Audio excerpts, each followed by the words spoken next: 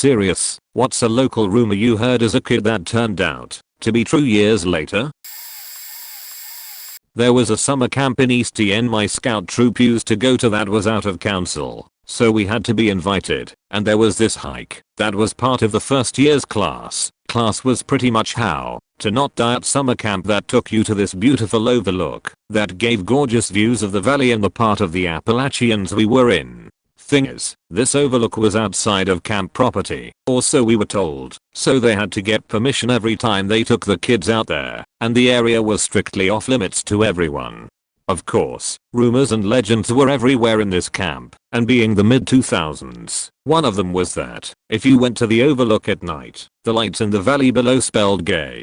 Keep in mind gay was the funny word back then and everything among middle and high school boys was called gay. Now we'd heard this legend for years, and one year due to shenanigans my troop got up to, we were told we wouldn't be invited back the following year. So a couple of my friends got together on the last night of camp and said, you know what, if we don't go tonight we'll never be able to confirm or deny the legend, so let's sneak out and put this thing to rest. So we snuck out after lights out, took the 2 to 3 mile hike out to the overlook, and I swear, right hand to God, the lights below actually spelled out, in messy but clearly legible letters, capital GAY. We all kinda just stood there for a few minutes in stunned silence, because absolutely none of us expected it to be even partially true. And I'm sure no one believed us when we told them, and thought we were perpetuating a lie, but I swear it actually said that. The kids would tell stories, and one that reaccrued was about the girl that killed her parents with scissors. In a town of 300 in an isolated area, nothing ever happened, so even as a kid it was easy to dismiss. My senior year my class found out that our teacher told us all the details. He was the only person in the county with a color camera, so he was drafted as the official photographer. It was during a cold snap, so by the time state police arrived the scene was frozen. The temperature was so low that our teacher's camera froze up and he had to fake it, then return later with the sheriff to retake the pictures. The girl had been molested by dad and the mother knew. So one night stabbed them in their sleep with a pair of scissors. She dragged the bodies to the garage and attempted to burn them, but the only thing she had that was combustible was some perfume. She then came up with a story and ran to the neighbors. A few years ago I shared this on Reddit and did a little research. Turns out she was sent to the state mental hospital. She was released on a temporary insanity plea. However, she was wrapped at the hospital and got pregnant. She has a Facebook page, but I stopped there. I just know she is living in state and didn't want to dredge up more. When I posted on Reddit, before I shared an article that had her name and that became searchable, she had a sister who was away in college. The sister had a daughter who contacted me. The sisters never talked again, but the niece was raised on a different story. She grew up hearing that her aunt was a heroin addict. No hard drugs were possible in our community then. She was told her sister just snapped, and the parents were saints who took care of their problem child.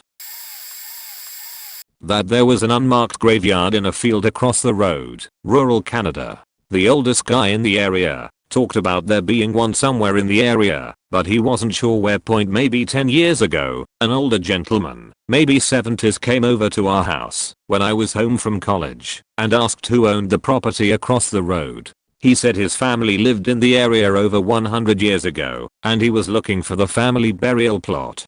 He asked for permission to search and spent some time with dowsing rods in the field, maybe 75 acres total, but he was focused closer to the road. He marked over 15 spots that he said were places where bodies were buried underground, that he could tell by the way the rods moved if it was male, female or a child. He even showed us how the rods would be still, but when you walked over the spots he marked, they would cross or move away from each other. He came back the next year and spent some money getting a big stone and a nice custom plaque made to mark this spot. He probably spent $1,000 or a bit more on that, including renting a backhoe and operator. Then we never saw him again. We used to play hide and go seek at night, but we'd never go to that area where he placed the markings because it felt eerie and sometimes would be foggier.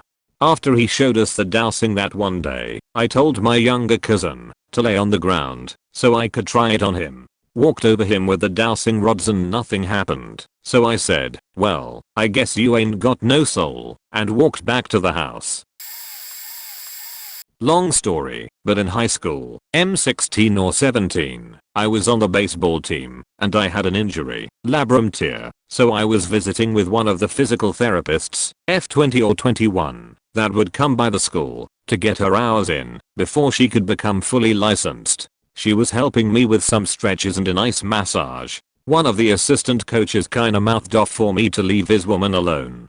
She laughed uncomfortably, and played it off. He started saying more and more bullshit about how good she looked and if he could be next with her special massage. I started to leave to go get the head coach, had no clue where he was, and would have had to look for him, and she told me to stay and that I wasn't finished with the therapy. She kept running the TENS unit over and over and massaging my shoulder, so I couldn't leave.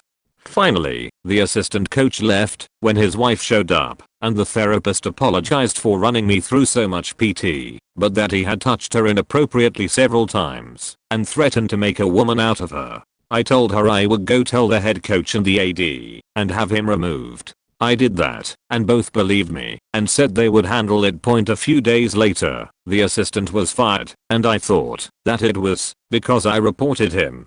There was a rumor he was arrested for having a bunch of drugs in his car to sell. Saw her several years later, after having shoulder surgery, and she remembered me. He ended up raping her like the day after I reported him, and when they went to arrest him, found some drugs. He agreed to a plea deal for the drug charge if the RPE would go away, and he wouldn't have to register as a sex offender. He moved away after serving some probation, and that was it. She said it took her years of therapy to work through everything. Rumor was there was a man in a little city about an hour away with no arms and this big scar down his face. Rumor was that they were bitten off by a tiger at the zoo. Every so often one of the kids in school would claim they saw him while on a trip to the city. The chance of spotting this guy was my #1 priority when visiting the city, but it never came to pass. Years later, I was working in the little city and struck up a conversation with a coworker. He had moved into a new house which was owner occupied by an older man. He was complaining that this man never left the house, always chose what was on TV, smoked inside, and was generally quite a prick to live with. After a bit he mentioned this guy had a nurse come every morning and evening to deliver his paper, food, or whatever he needed, and would always treat the nurse like shit. Abusing her, ignoring her, being overtly sexual while she was changing his adult diaper. He needs a diaper? I asked. Yeah, he has no arms. It was Tiger Man. He was real, and for the next few months my coworker extracted all the juicy details from him about the incident. My memory's a little foggy, but it went something like this. Tiger Man went to the zoo, already drunk or got drunk there, hopped the little fence, and went right up to the big fence. Put a hand through, to entice the tiger over, which the tiger surely did. Either grabbed by a claw or mouth, he reached through with the other hand, to try to beat the tiger off, and well, the tiger grabbed the other arm too.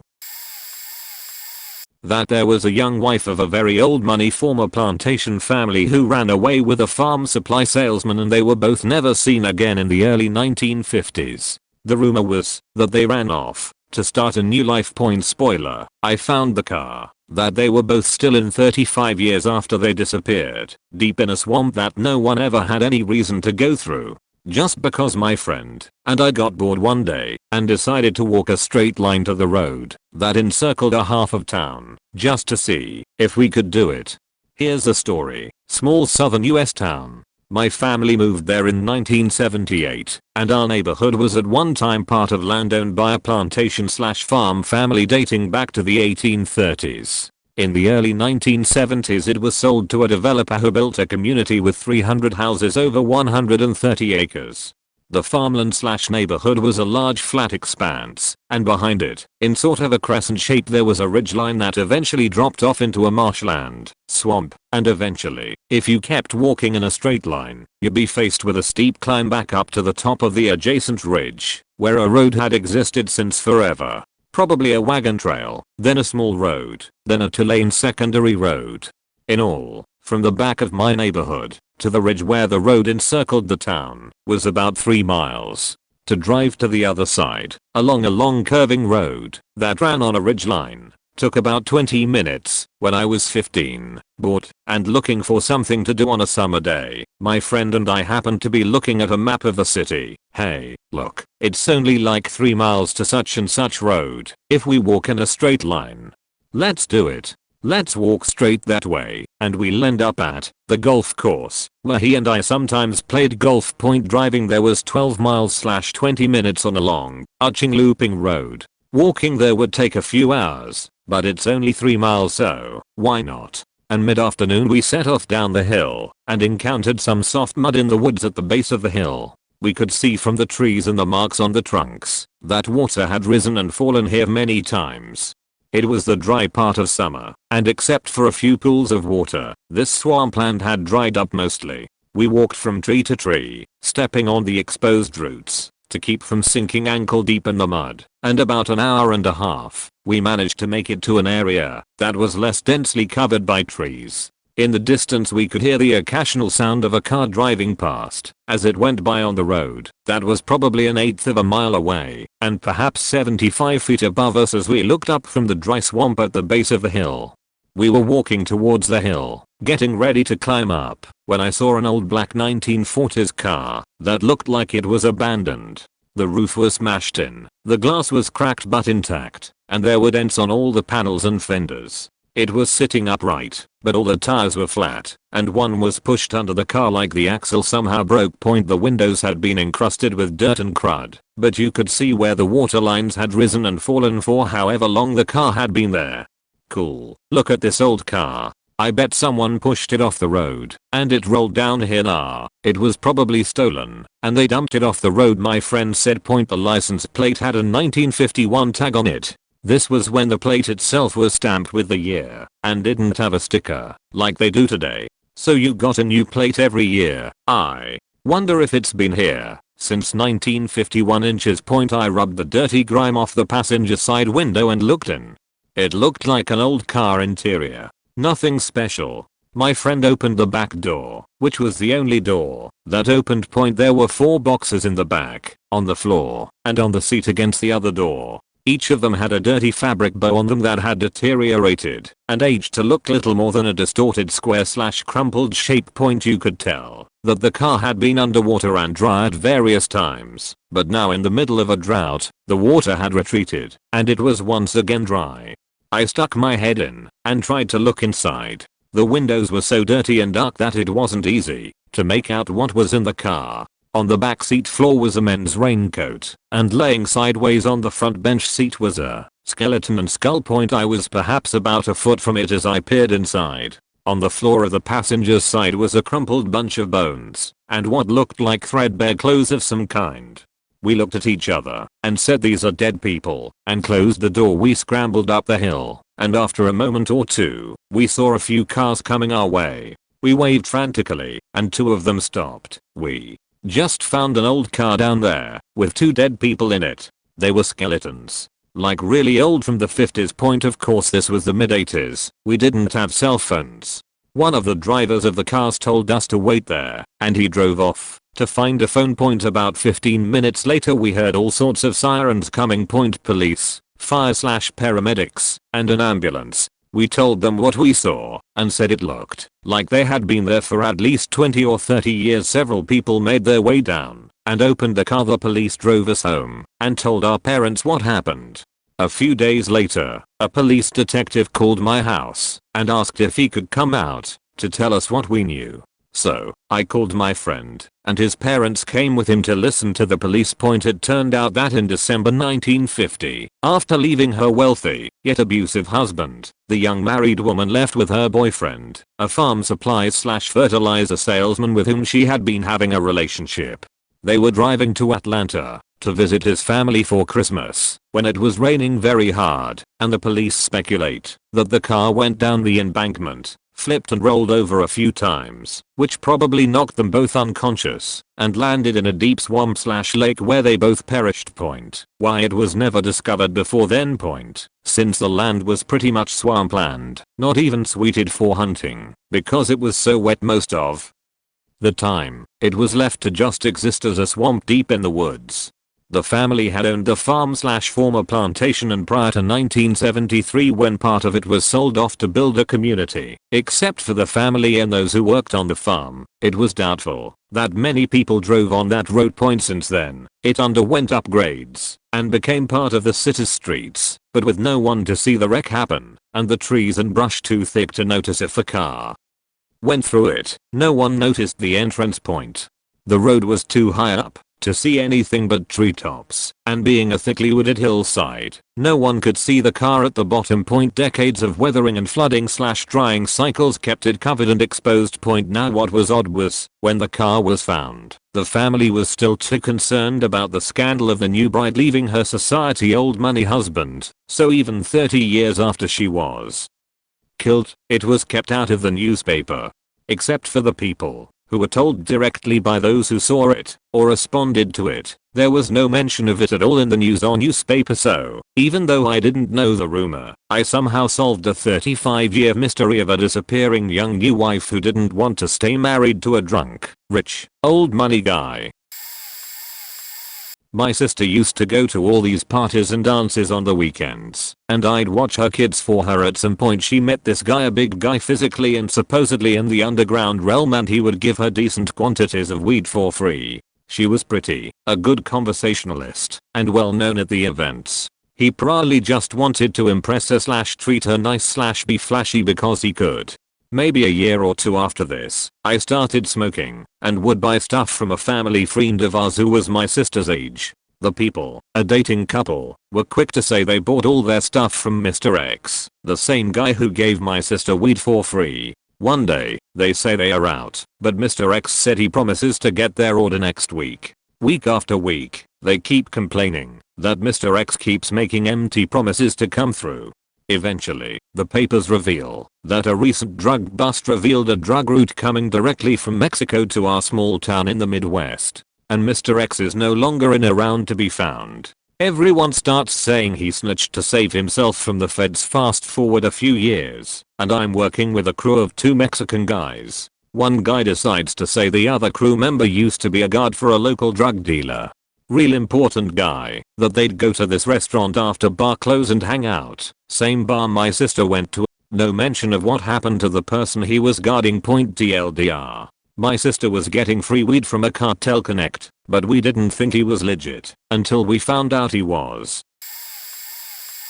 Oh boy, buckle up. My high school had ongoing rumors of teachers having inappropriate relationships with students. Almost all of them gym teachers, surprisingly, or not. It never took long for those rumors to be verified. A gym teacher was fired after buying booze for the girls' volleyball team on a school trip. Another gym teacher was fired after going too hard during Mardi Gras in the big city next to our town and just happened to flash a group of kids in the street who happened to be underage students from our high school, and they happened to have a camera. A gym teacher turned vice principal explained that trajectory for me was separated from the school after word got out that he and his wife were engaging in group sex with high school students. He's now a gym teacher in that big city next to our small town. Before that, this clown was banned from the 24-hour gym for making every single woman there epically uncomfortable by popping off his shirt and passing way too closely by any woman who was working out. He was an incredible creep and, honestly, deserves to be sent to an island and fend for himself. This one takes the cake. A former journalism teacher had to push back against rumors that he was carrying on an affair with one of his students. Evidently the student's classmates and a few members of faculty suspected and confronted their respective peers about it, but no one actually investigated the rumors.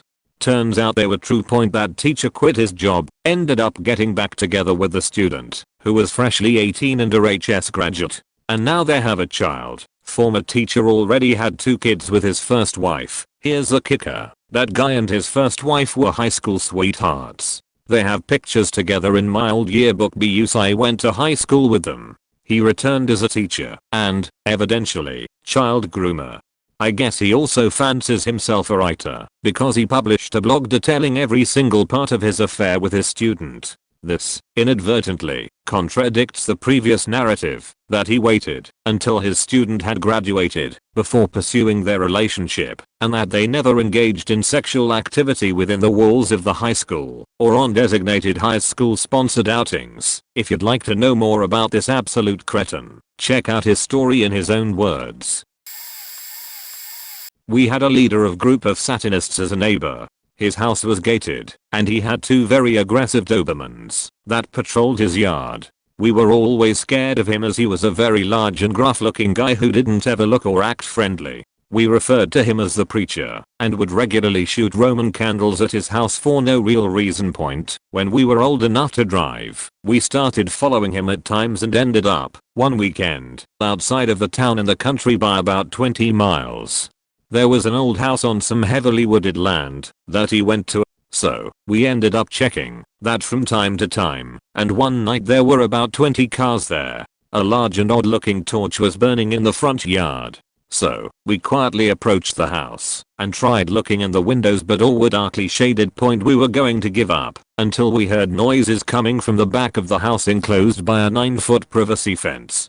So we gathered back there as the group was lighting more torches and stripping nude, gathering around a fire pit, while 2 already nude guys in hooded capes escorted a much younger, but definitely adult woman out of the house. She was wearing a sheer plain white gown and was placed on a wooden table next to the bonfire. There was a bunch more chanting. Then they gathered around the table and removed the woman's gown and washed her from head to toe.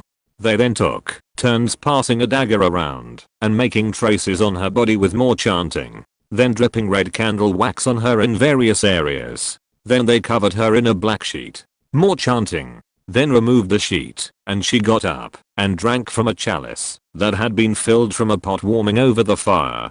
Everyone hugged and kissed her. Then she put what looked like metal covers on the torches to douse them. They gathered around the fire pit and more chanting, then headed back inside. We were amazed to see whatever it was that we saw and never returned or bothered the preacher again. I will keep this as ambiguous as possible for both their safety as well as not doxing myself, but basically there is a popular non-alcoholic drink that's been around for a while now. When I was a kid, all the kids would say that the inventor of that drink lived in our town. I always brushed it away in the same way I brushed away the idea that Will Smith had a vacation home in the area. He did not. But then my buddy told me that his sister was friends with the inventor's daughter, and that the reason you didn't know exactly where they lived because they lived deep down a heavily wooded path. And if you didn't know a house was there, you would never see the entrance. I even brushed that off, because while my friend wasn't a liar, he sometimes had flights of fancy, so to speak. About 15 to 20 years later, I was working a job alongside someone who had gone to my school a few years before me, and somehow the subject of rumors in the town came up, and I mentioned the alleged inventor. She told me that it's true, that she was also friends with the daughter, and describes the house being back in the woods just like my friend did. Furthermore, she told me that you could recognize one of their cars because all their license plates had some portion of the name of the popular beverage on the plate. Sure enough, I've seen one of their cars once. This is going to be a long one because the whole story is interesting in my opinion. Basically we all assumed this dude would end up in jail, and he in fact did. So there was a very odd off senior my freshman year of high school who was very into the freshman girls. He always dressed like a mega hick. I would later find out from his stepsister that they didn't live on, near, or visit farms ever. Well anyways, my first alarm bell was when he asked me out after having one conversation with me. I said no. Then he asked my friend who was standing near me if she wanted to go out with him, and she of course also said no. He then told us that if we knew any girls 14 or younger looking for a relationship, that he was interested. Even at 14 I thought that was disgusting. Throughout the year he would find multiple freshman girls to date. I remember him dating 2 specifically. One he came to the school dance with, and she told everyone she was high on coke. The next girl was also very weird. If it wasn't so creepy how young she was, I would have said they were made for each other. She once explained to me that she liked to break laws because she liked going to court so she could just scream at judges and get locked into juvie. Okay. Well anyways, they dated for a while and then she got pregnant. He did not pass his senior year, so come sophomore year, he was still there completing his senior year. My course load was pretty heavy my sophomore year, so I was less involved in learning the drama around the school, and by now I knew the places he hung out and avoided them. Pregnant girl was also not back, so I have no clue what happened to her. Junior year I remember he was no longer enrolled and showed up on the first day and they escorted him off campus. Everyone at this point just knew he'd end up in jail someday. Well, this last year I got curious. My county has a jail roster, and I was like, I wonder if I was right about him ending up in jail. I looked and I bet you'll never believe that he became a sex offender for child born. There was a rumor that our school wanted to fire my biology teacher. She was one of the youngest teachers in the school. It was a Catholic school. It was the 90s in the UK. Few rumors really. 1. She's a young blonde woman, so sex with students was one of them. 2. They wanted to fire her because she wasn't Catholic. 3. Rumor was that they wanted to fire her because year after year she did what others considered explicit sex addition. It was one of those laughed about things passed down each year group who she taught. That turned out to be sort of true, but not found out personally within about a year. We did 2 weeks of sex ed aged 16. It wasn't explicit at all. It was basically a no nonsense, get the giggles done. This is the anatomy. This is what it looks like. More than this ray style side on cutthroats. These are the erogenous zones on guys. On girls. Pro tip for the guys. Learn where the clit is. Here are the forms of contraception you can use. Here is a guy from the local gun clinic with slides of various forms of STDs you don't want. Basically, proper bloody sex addition. Year after I graduated there was a rumor that she was under review and getting fired etc. about point at uni. Probably 6 years later, I'm doing graduate studies and I bump into her. She remembers me. She's enrolled again at uni, this time as a mature student, to do some courses so she can get into graduate studies. We had a drink at the union. Turns out the rumor was true, but way worse than I imagined, on the side of the school. Basically, as a Catholic school, this one decided to give the duty of teaching sex ed to the re department. This teacher knew they were going to do a conservative Catholic version which would basically be no sex ed at all. It came to her attention that the school had been distributing lots of condoms cause AIDS style printed material as well as some pretty standard rhetoric AIDS is a gay disease material to boot at the same time, which she basically put a stop to, taking copies and evidence of its distribution and kinda holding the school to ransom. She was to complete her time as an NQT, get to teach proper sex ed, and in return she wouldn't cause trouble about the garbage leaflets they wanted to continue distributing. Oh haha, and apparently yes, the head of RE who she butted heads with hated the fact she was not Catholic, so some more truth there to. She lasted 4 years after I left. It warms my heart to think she managed to positively impact every class she had during their GCSEs and give them actual sex edition. Interestingly, confirmed her story afterwards with some friends I still kept in touch with, that they basically never got sex edition. My older brother also remembered the sketchy leaflets. It's the kinda thing I wish he had kept hold of. Makes me kinda angry that in the 90s that kind of BS was being pulled in regard to the whole condoms cause AIDS thing. As a teenager, my friends and I used to talk about this haunted old mansion. I think some of my friends had broken into it and stuff, or so they claimed. The story I remember people saying was some stereotypical horror movie tale of people whose car had broken down and seeking help, and then the owner ends up killing them. There was a huge greenhouse/conservatory inside it, so we imagined them being chased through this indoor jungle by a maniac. The place was run down and looked like an institution, bars on the windows and all. I later found a news story online about it. The owner was some rich jerk back in the 1980s who used to go pick up young male prostitutes in the city and take them home, and then he'd more or less keep them prisoner in his house and get them to perform all manner of degrading acts. A couple of them got together one day and decided they weren't going to do this shit anymore. They wrecked his greenhouse/conservatory and then waited for him to come home and stabbed him to death as he came in. The newspaper has these old photos of blood all over, I think writing on the walls. I guarantee that very few people even know or remember this story, especially people who weren't around then. But that house colored my adolescence. I drew it for art class. The family had a hard time dealing with the house, hence it being run down, I guess. They had people live in it rent free, just to maintain it and stuff. It was hard to sell given that it was a hideous place and had had a murder. Eventually, it got torn down and turned into condos, and I'm sure those condos are faking haunted, lol.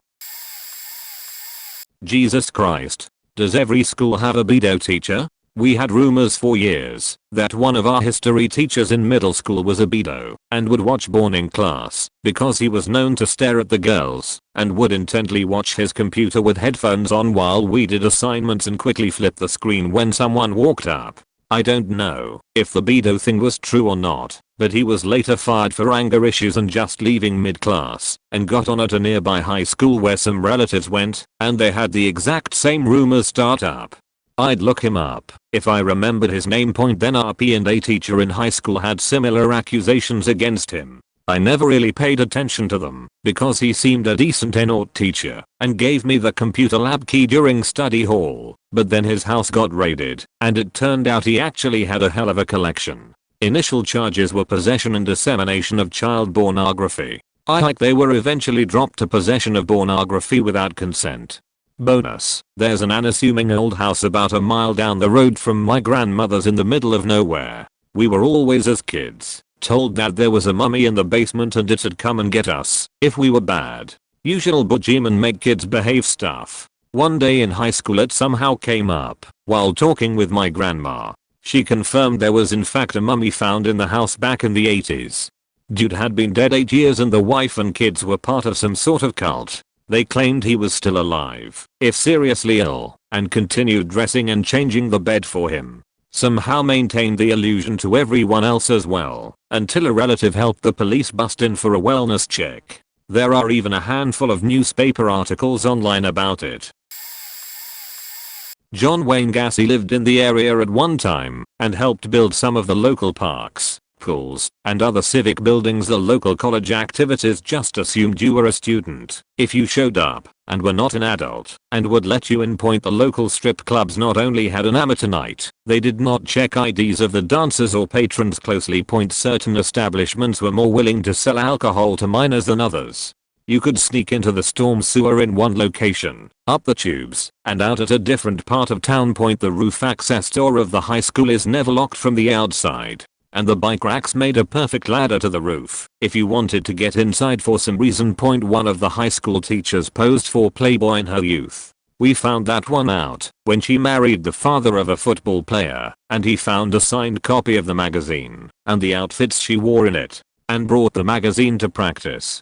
The football coaches were mostly police officers and would lose/delay paperwork for players if they got arrested during the season. One of them ended up fired for it. One of the star football players was rumored to be abusing his foster siblings. He spent time in prison for it. This is related to the previous rumor. There were rumors that certain people were gay. Many were. No big deal now.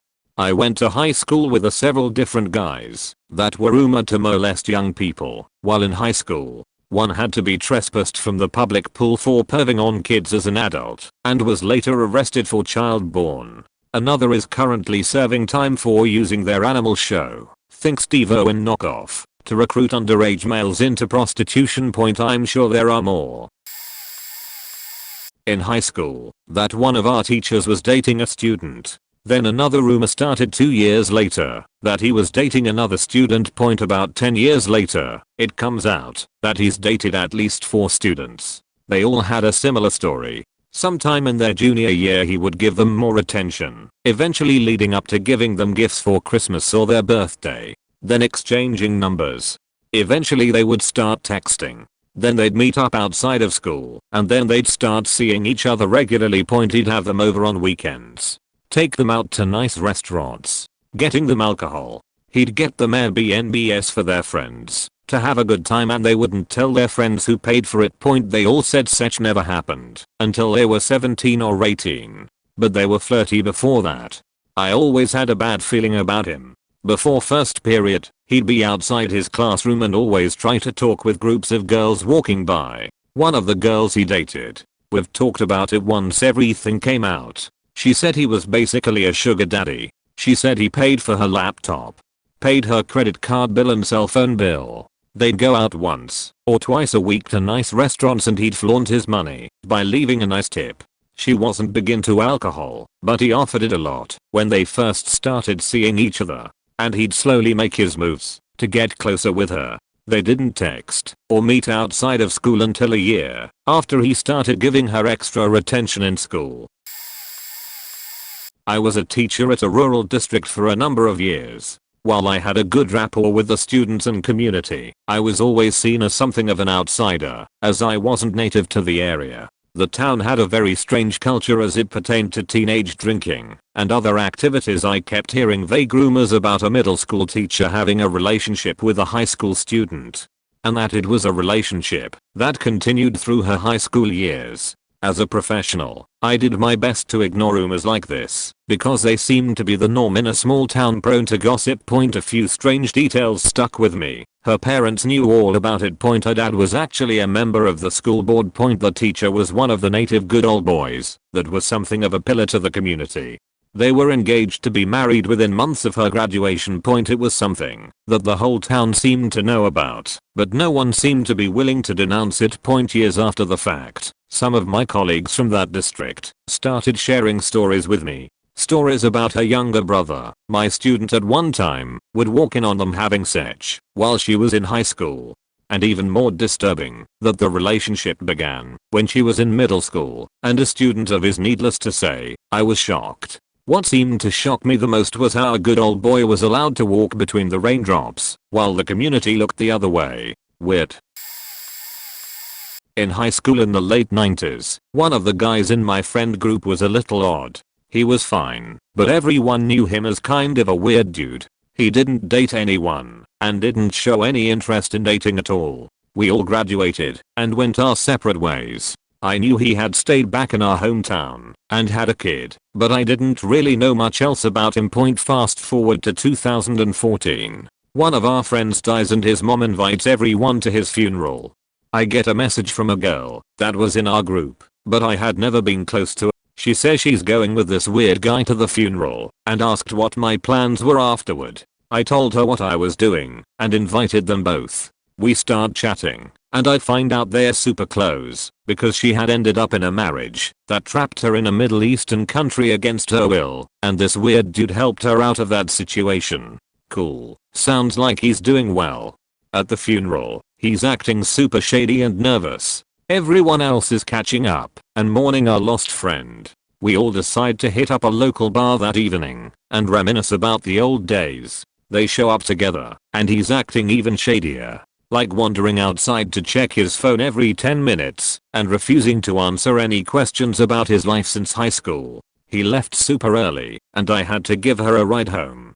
She thought they had something romantic brewing and had assumed they would spend the night together. About 3 months later, his house gets raided. This dude and his dad were arrested for running a CP ring. He was accused of harming his own child and being a party to the production of CP for a few years. He's been in prison for a while and I'm pretty sure he'll die there.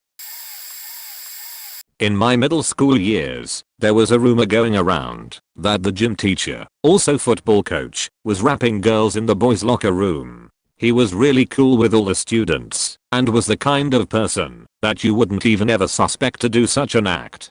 There was literally nothing this man was doing that seemed wrong. I'm not sure why the school staff never did an investigation, even when they were aware of the rumor. The way the locker room was set up was almost like a dungeon. It was in the back of the school next to a forest. Inside, it had a long corridor before you reached the lockers and had only one light. His office was also in the locker room, so he was always in there. In the very back was a separate shower room that was never used. During my high school, 3 years later, he appeared on the news and was charged for rapping multiple students. Apparently he forgot to lock the door and some students walked in on the act. He took all of his recordings and threw them in a forest and ran from the police, but was eventually arrested with tons of evidence.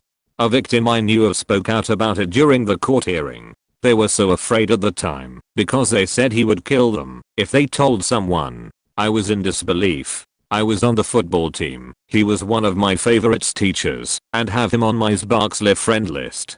He's still on my Sparks friend list to this day and has been offline for a couple thousand days. So I was in middle school when I first was told a rumor about a serial killer that lived outside of my hometown in the woods that would brutally torture, kill, and dismember people, then feed them to their pigs. But since I've always been really into horror, I had seen the idea of feeding people to pigs mentioned in things to inspire horror writers. I also figured that, since not a lot of people around me were in horror communities online, they hadn't ever heard the concept before, and perpetuated the rumor for shock factor. I'm sure to a degree that's true, but apparently there was a woman who lived outside of a nearby town actually did kill 2 men, and fed them to her pigs. I personally don't remember ever seeing any news coverage on it when she was initially caught, only when she went on trial about a year later. She had hired the guys to do stuff for her on her property, killed them, cut them up, fed them to her pigs, and then stole their identities. It was originally the identity theft she was caught for, but they found partial human remains of both of them on her property. A friend I made my junior year of high school lived really close to her property, and his family knew her. She had a business where she made wrought iron fences and gates, and she made the fence around the patio of his family's restaurant. Also, I just want to say that there might be some details I got wrong, but it's hard to get reliable or even consistent news sources of things that happen in the area. My hometown has never been known for anything reliable though, so I can't say I'm surprised. 8th grade science teacher. But every student knew it was true, just a rumor to faculty and parents. Every student said how creepy he was, but the other teachers and parents assumed we were overreacting because we lived in such a low crime area. Most BS response I have ever heard. In my class, he specifically targeted me. We had those long lab tables like most science classes have.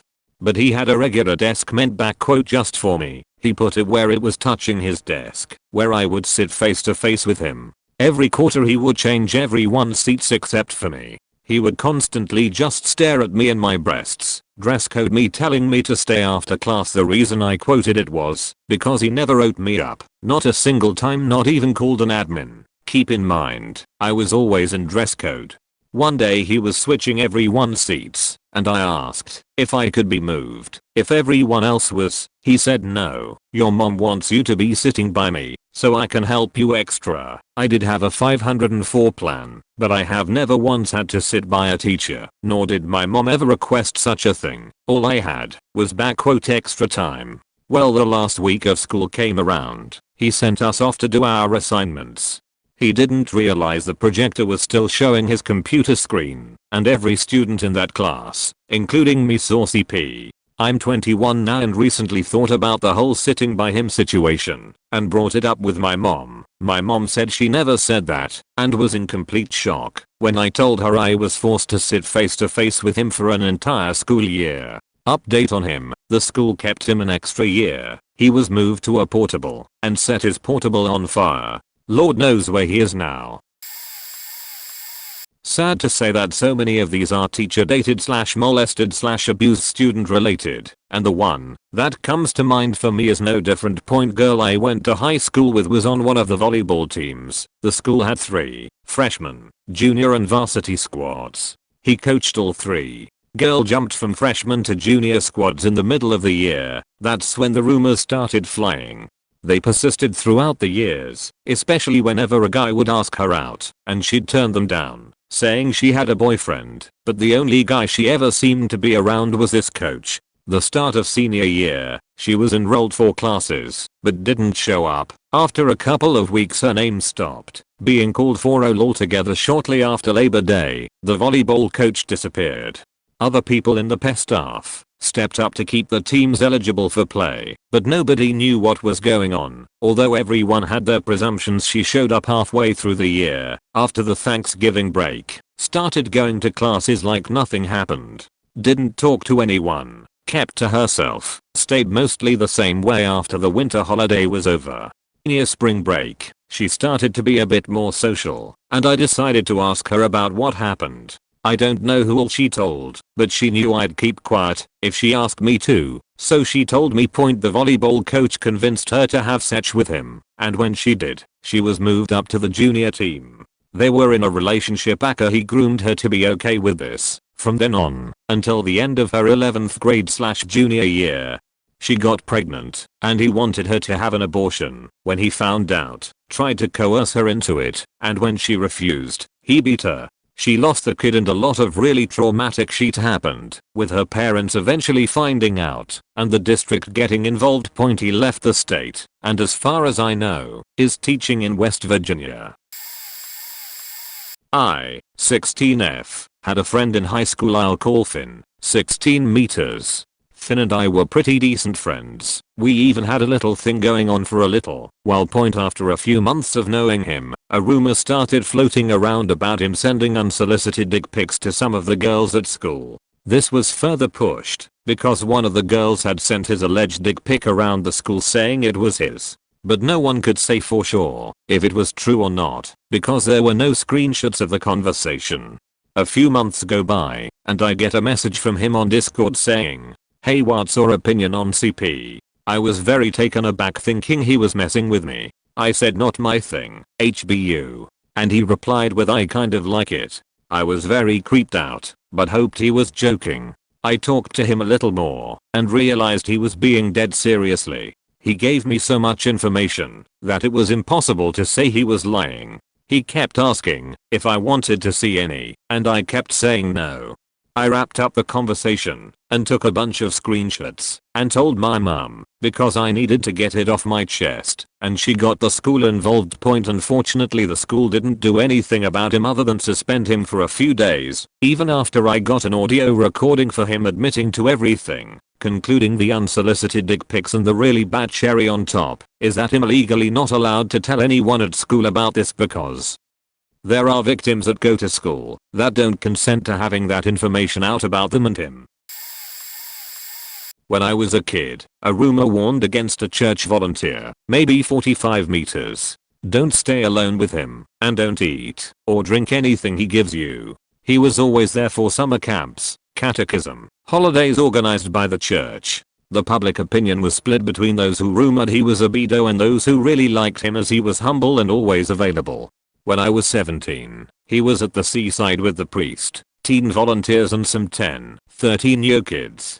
Some kids opened his laptop and found photos and videos of naked kids. They even recognized faces. He drugged young boys with Xanax prescribed for his anxiety and took pictures of them or videos of him playing with their genitals. The kids took pictures with their phones, sent the pictures back to their parents. Parents told them to stay absolutely quiet, and when the trip came back by train there was a small mob of angry parents and several police cars to wait for him.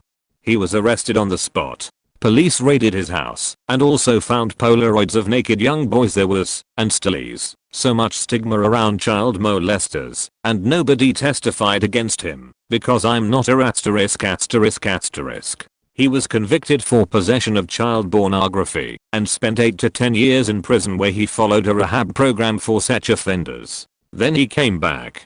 He slowly gained trust back by helping old church members, doing grocery runs, organizing events, and now he volunteers in after-school programs. Last time I heard of him, he was badly beaten by the father of a young boy over a minor traffic rage. Nobody beat an eye, but we ask ourselves if the rehab program worked.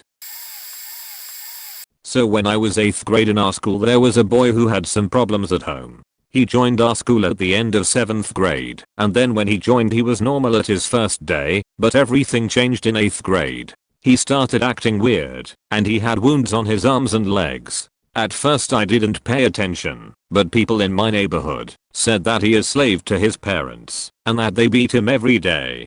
At first I didn't believe, because I thought those are just rumors, but after few weeks I started to believe in that rumors, because he had more and more wounds every day. And that day I made one of worst mistakes in my life. I decided to follow him home. So after school I was waiting for the bus with him. I tried to make conversation, but he didn't said anything. When bus came we left the bus on same stop, which was suspicious to him, because I'm 5 blocks away. And then he finally talked. He asked why did you left bus early. I said to him that I'm going to my grandparents. Then he smiled and walked down the street. I was following him through some bushes and finally, he arrived home. He had nice house that is not too big. His mom waited for him outside. So I thought that I just lost my time and that those rumors are fake. I didn't give up, but I wish I stopped there. I came under his window, but I couldn't see much because he had curtains on all windows. So I wanted to sneak through his basement and try to hear what is going on there. I opened his basement from outside and turned my flashlight on. As I go deeper it was more scary, but then my heart stopped when I heard a loud scream from his house. I couldn't hear what they talking about, but then I started to hear how they beating him. I ran out basement, but when I was in backyard his dad saw me and ran away to chase me, but I escaped. I never went close to his house again. We had a retired police resource officer at our school, and there at one point my junior or senior year, there were rumors the guy was a creep and was a nudist. Objectively, he was not a good looking guy either. About 6 years later, news broke that he was busted for banging a 16F at the time student. Apparently he was also a friend of the girl's family. Needless to say, he did not get away with it once word got out. He got 15 years against 14 counts of sex with a minor. The victim was in court crying, saying the prosecution was blowing things out of proportion, saying it was all consensual. Consent is 16 in my state, but is 18 if the older party is in a position of authority, which he was, not trying to justify his actions. It's messed up either way. Point also, not completely related, but in the 2 weeks afterward, a guy that was in my graduating class and was the freshman boys basketball coach at this time was busted for sleeping with one of the above students' friends as well. He was on a tether for a year or so after serving a few months according to my parents' neighbor's kid in the girls' grade. The 2 girls and a couple other friends were attempting to target older guys and staff to entrap, blackmail and get them into trouble. Funnily enough, about 3 years later, a buddy and I were out to a bar known for their eats, drinks, scenic views, and the girl that slept with the ex-cop was our waitress. After it came up that we all went to the same school years earlier than her, she more or less confirmed it was her, and her demeanor changed and kept bringing up the ex-cop. It was strange, almost like she was proud of it all. Not that we were judging, we were just trying to have a couple drinks and watch a game. When I was in grade 7, our school had a new teacher, Mr. W. I wasn't in his class, but my friend was. I had Miss C. Since they were both early 30s and apparently single, we quickly decided they had to be dating, and by the end of the year we're even joking about it front of him. Not her, she wasn't quite as fun. There was one other grade 7 teacher, Mrs. W, about 20 years older than the other 2, whom we asked for confirmation, but she just rolled her eyes and said probably. It seemed we would never get the definitive answer as Mr. W transferred away again after that year, but 2 years later, when my sister is in Mrs. W's class, she comes home to tell us that Mr. W and Miss C have set a wedding date, and yes, they'd started dating by the end of September. Bonus. Why, you may wonder, was Mr. W at our school for only 1 year? Well, when I moved on to the local high school, I found out that not only was that school his main gig as a chemistry teacher, there was a rumor about his mysterious year-long disappearance while he was teaching my friend's grade 7 class. That also turned out to be true. My friend's mom worked in the high school's front office and knew all the tea. It turned out that he had been dating one of his students at the high school, and when they were found out, the girl's parents were strangely cool about it and asked the school board not to fire him. Instead, the board decided to keep him somewhere else until she graduated, that somewhere else being my K-8 elementary school. School board was taking a big gamble with the potential such offender.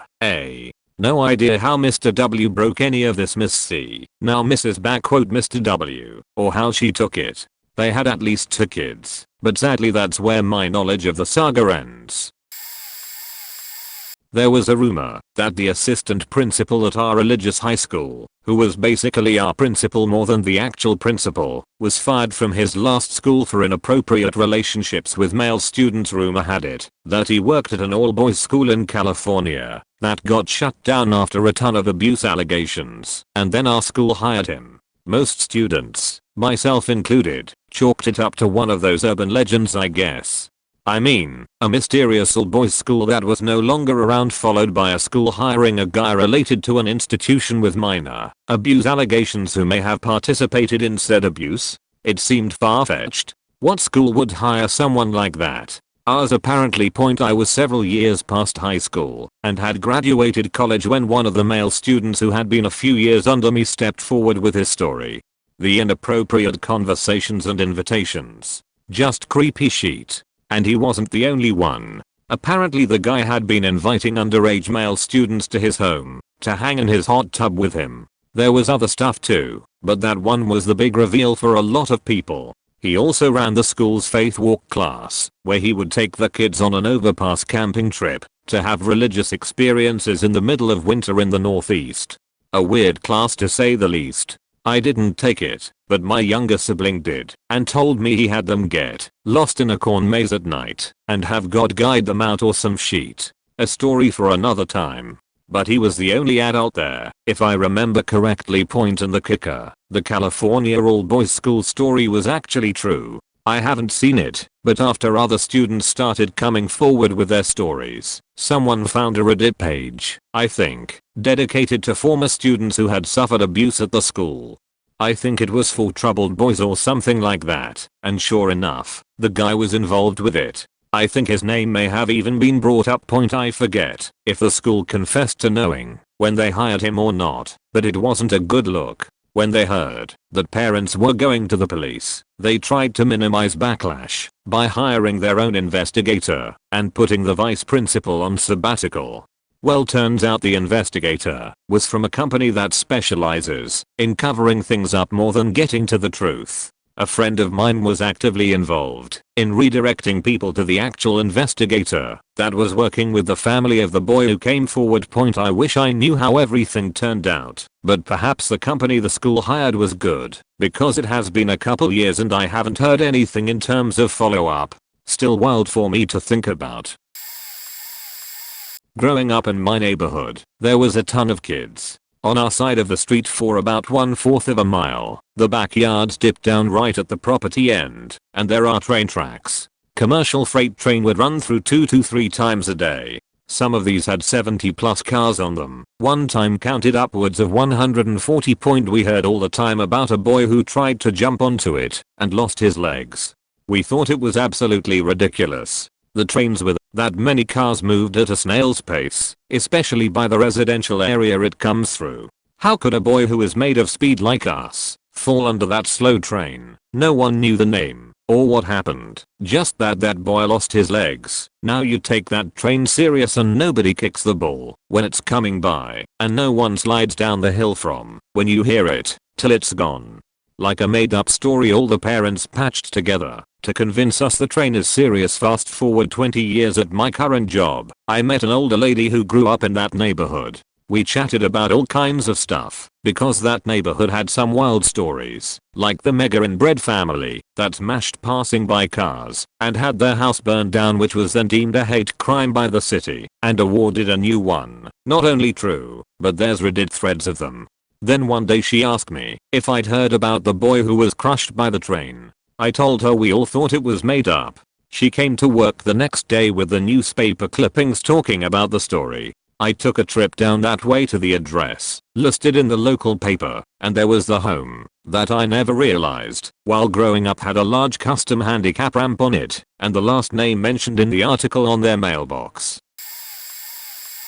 We had a serial killer walking amongst us, and who she was known. I thought to myself, bullshit, she will be in prison rotting. Oh. God, I was dead goddamn wrong.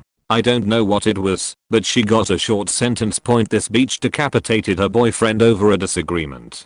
He was asleep, and she walked in a blade and chopped his head off. She tried burying the head in her yard and burning the body. She went 2 weeks before anyone caught her. She didn't consider people would look for him. Another, her dealer wouldn't give her a fair price on something. She shot him with his own gun and put the MF oil barrel. His body was found 8 months later. By the way, this happened within those 2 weeks. They found out it was her because neighbors told the police how she was the last person ever seen with him.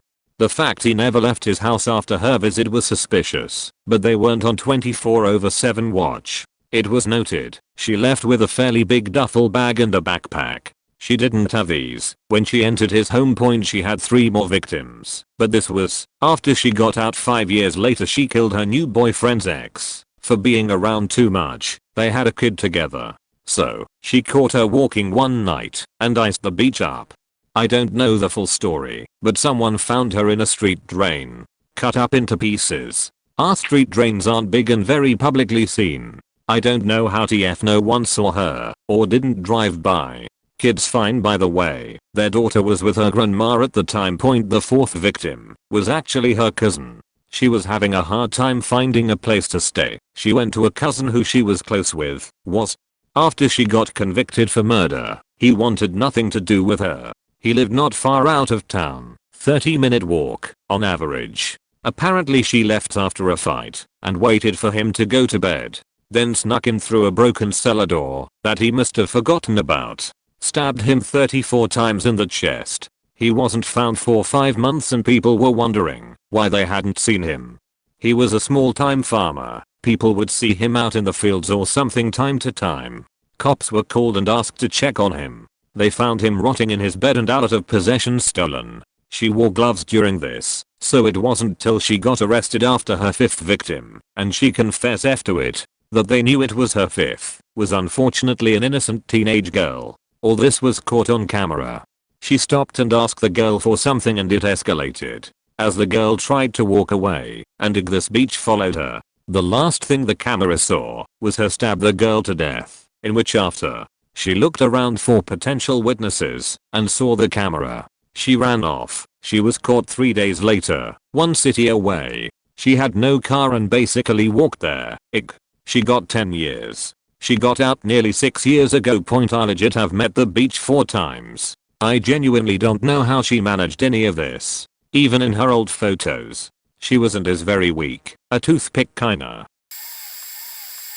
When I was in high school, we had 2 teachers who were a little weird with students. One was the male Spanish teacher, who everyone thought was so attractive. Even my best friend who was a gay dude was into him and used to hit on him in class. Senna Martinez. I never had him and thought he was kinda ugly, but anyway. There was a rumor that he got fired from his old teaching position because he slept with a student.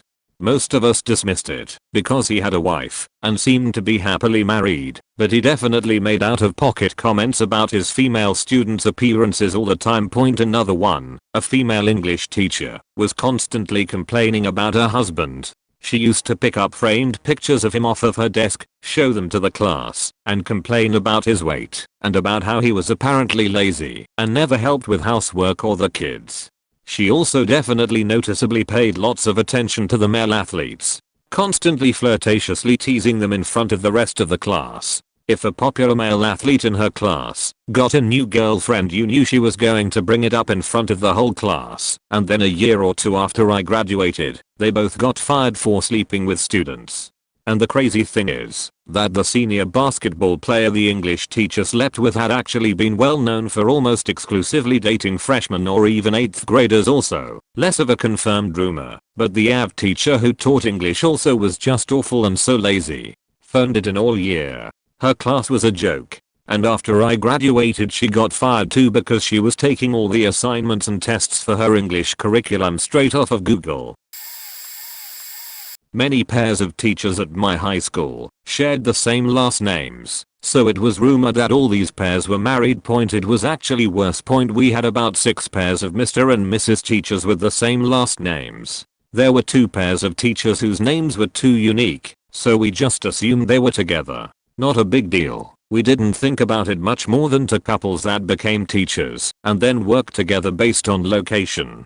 The others, there were only rumors, and we just made fun of the whole concept, since there were so many of these pairs. After I finished high school with my friend's circle, one of my friend's mother, not a teacher, that went to high school with many of the older teachers of these pairs finally got to spill the beans about her own high school drama. The two pairs of teachers along with all the other pairs that shared last names were not only married to one another, but were made up of teachers that had gotten into relationships with students while they were still attending high school. Those students later got teaching degrees, and then there they were, teaching us alongside their predatory teacher spouses. My friend's mother gave us a bunch of other dirt on these teachers, but nothing as bad as this. We lived in a smaller town, but not so small that the options were that limited. I still wonder how no one got into trouble, but I guess it was a different time. It's still so faked up. So this one's technically not officially confirmed, but it's a pretty safe bet that it's true. So there is this town. It's known as a pretty bad town. The town is home to a large number of shops and restaurants despite its size, because it's the central town of a larger area. But two of the restaurants kind of stick out: Titanic, later, Gioca d'Italia, and Snack Plaza. They always have the same few people sitting there, their food is horrible, and they don't get any customers outside of the regulars. Nobody knew how they managed to avoid bankruptcy for so long with how little money they should be making. Well, they didn't know. Everyone said that they were just covers for money laundering. I always believed it judging by my experiences with the town. I also knew of the whole drugs deal between the village and Scandinavia. Everyone knew about it. A lot of people even knew who were behind it, like my brother and subsequently me. But nobody snitched on them. About 2 years ago the whole drug operation experienced some turbulence when a few of their couriers got caught on the Norwegian border. Now the police were hot on their tail. Not long after that they got arrested. Not long after the Snack Plaza went up in flames. A little while later the Titanic, by this point already the Gioca d'Italia, also went. The police never publicly stated that these restaurants were linked to the drug business, but for me that pretty much confirmed my suspicions. It seemed like they quickly tried to remove their tracks. They later got released. Since the Snack Plaza has returned, they now share a building with another snack bar. They have 2 vans driving around town all day with low quality stickers from the restaurant on them. They are really beat up and always carry ridiculous amounts of unfolded boxes. The building they now share is also kind of interesting. It's connected with the town's most notorious murder case, which is still unsolved. So it seems like it still can't escape crime. But as I said, it's never been officially confirmed. It's never been denied either. So if you don't believe it, you can take it with a grain of salt. But I feel pretty confident